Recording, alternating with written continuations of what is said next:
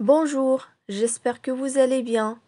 Savoir poser une question est le cours qu'on va traiter aujourd'hui sur ma chaîne Français avec R. Alors, comment transformer une phrase déclarative en phrase interrogative? Pour poser une question en français, on passe d'une phrase déclarative à une phrase interrogative. Il existe en fait plusieurs manières de procéder pour poser des questions. On peut ajouter un point d'interrogation à la fin de la phrase, inverser le sujet et le verbe, utiliser des mots interrogatifs ou bien ajouter les mots est-ce que ou est-ce qui en début de phrase. Donc on va traiter chaque point séparément et on commence par la première façon de poser une question. Ajouter un point d'interrogation à la fin de la phrase. Il faut savoir que l'intonation de la voix change lorsqu'on pose la question. Cette manière de faire est utilisée dans le langage courant et familier. Je vous donne des exemples. Tu pars dès ce soir.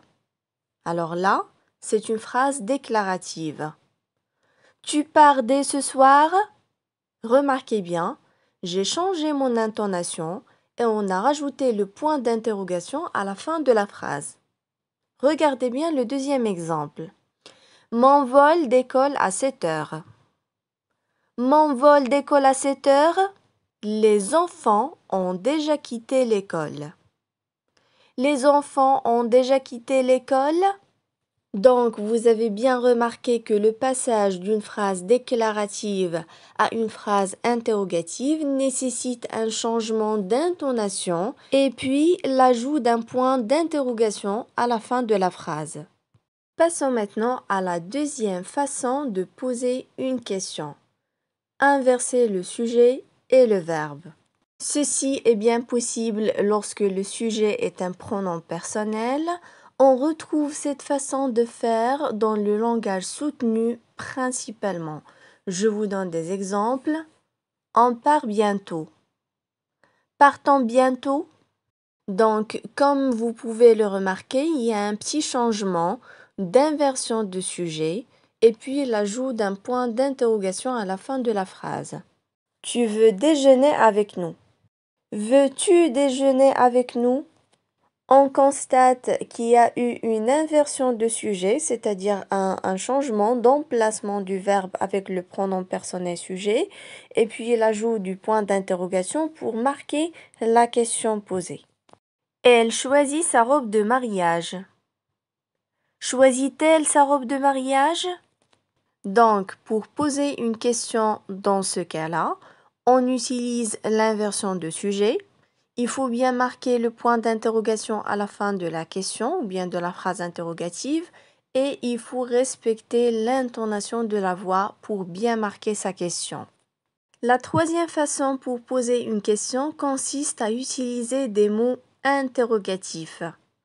On utilise des mots tels que qui, pourquoi, quand, quel en début de phrase. Je vous donne des exemples. Qui aurait une bonne recette de gâteau au chocolat?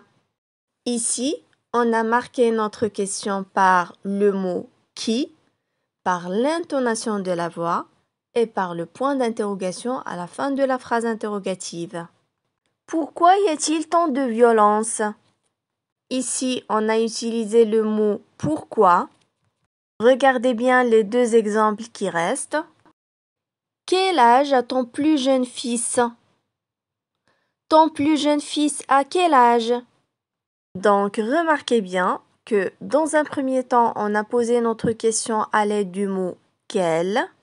On a utilisé l'intonation de la voix, on a bien marqué le point d'interrogation et on a même utilisé l'inversion de sujet qu'on a étudié tout à l'heure. La même chose s'applique pour le dernier exemple. Quand passes-tu le concours? Tu passes le concours quand? Donc, ce sont deux questions qui ont le même sens, mais avec deux formes différentes.